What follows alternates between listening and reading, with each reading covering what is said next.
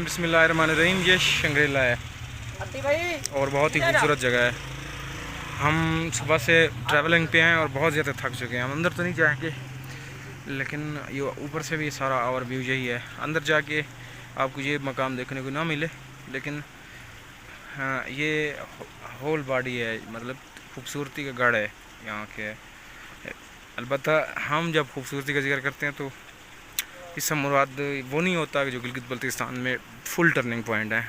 इसका मतलब ये होता है कि हमने इसे देखा ही इतना ही है। बाकी अफजान जितना भी देखा जाए, ये बहुत ही खूबसूरत जगह है।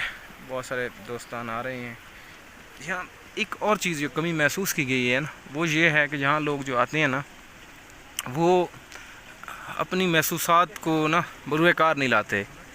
वो लोगों को दिखाने के लिए कैमरा और वो ये चीज़ें इस्तेमाल करते हैं। तो आप जब भी किसी ऐसी टूरिस्ट जगह पे आएँ ना जो खूबसूरत हो, तो पहले आप अपनी आँखों को तो उससे वो मुज़य्यन करें ना, उसके बाद अपने कैमरों को वो ऑन करें।